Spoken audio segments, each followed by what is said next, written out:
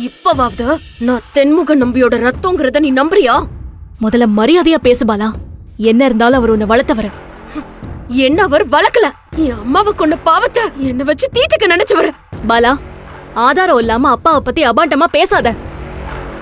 என் அப்பாவை பத்தி நீ பேசுறதெல்லாம் கேட்டு என்னால சும்மா இருக்க முடியாது. நீ சும்மா தான்க்கா இருந்தாகணும். இவ்ளோ நாள் நான் இல்ல, சொந்த அப்பா என் கண்ணு முன்னாடி இருந்தோம், இந்த ஊர் முன்னாடியும் வீட்டு ஆளுங்க முன்னாடியும் எல்லா உரிமையும் இருந்தோம். தத்து புள்ளைய நான் சும்மா தானே இருந்தேன். நீயும் சும்மா தான்க்கா இருக்கணும். என்ன பாலா, பேச்செல்லாம் ஒரு மாதிரியா இருக்கு. மதர் வந்து உன்னை அப்பா தான் ஆசிரமத்துல சேர்த்தாருன்னு சொன்னதுனால நீ அவரோட சொந்த பொண்ணுன்னு சொல்ல முடியுமா? ஏன் முடியாது? இப்பவே நான் எல்லார் முன்னாடியே போய் சொல்லுவேன், ஊர்லயே பெரிய மனுஷன்னு. இப்ப நீங்க கொண்டாடுற நம்பிதான் என் அம்மாவை ஏமாத்தி அவங்க சாவுக்கு காரணமா இருந்தவர். அவர்தான் என் சொந்த அப்பான்னு சொல்லுவேன். என் அப்பாவை பத்தி எனக்கு நல்லா தெரியும்.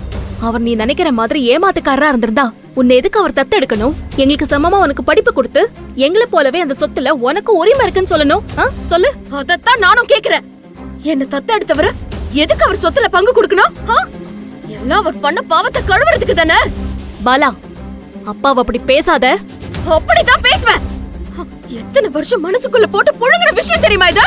அப்படிதான் பேசுவேன் நானு. அப்பாவை பத்தி நீ ரொம்ப தப்பா நினைச்சிட்டு இருக்க பாலா. சின்ன வயசுல என் அம்மா இறந்து போனப்போ இன்னொரு கல்யாணம் பண்ணவே யோசிச்சவர் அவரு. அவர் இந்த மாதிரி காரியத்தை கண்டிப்பா பண்ணிருக்கவே மாட்டாரு. என் அப்பாவை பத்தி எனக்கு நல்லா தெரியும். அப்பாவை பத்தி நல்லா தெரிஞ்சவரு என் மாமா தான்.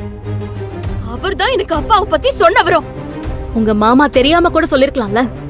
ஆதாரமே இல்லாம அப்பா மேல பழி போடாத பாலா. என் உரிமைய பேசுறது உனக்கு பழி போடுற மாதிரி இருக்காக்கா? இனிமே நான் பொறுமையா இருக்க மாட்டேன். இப்பவே என்னோட டிஎன்ஏ ரிப்போர்ட்டை எடுத்துக்கிட்டு கோர்ட்டுக்கு போவேன். நம்பிதான் என்னோட சொந்த அப்பான்னு ப்ரூவ் பண்ணுவேன். சவால் விடுறியா? நான் இவ்ளோ சொல்லியும் அப்பா கூட இவ்ளோ நாள் இருந்தோம் உனக்கு கோர்ட்டுக்கு போகணும்னு தோணுச்சுன்னா தாராளமா போ. நான் உன்னை தடுக்கல. ஆனா ஒண்ணு, உன் டிஎன்ஏ ரிப்போர்ட் நெகட்டிவ்னு வந்தது நானே உன்னை வீட்டுக்குள்ள விட மாட்டேன். நீ என்ன விட மாட்டேன்னு சொல்றது? நீ இருக்கிற இடம், உனக்கு கிடைக்கிற பாசம், ஊரு முன்னாடி உனக்கு கிடைக்கிற மரியாதை, இதெல்லாம் என் பக்கத்திலேயே இருந்தும் கிடைக்காம சொந்தம் கொண்டாட முடியாம தவச்சவனா?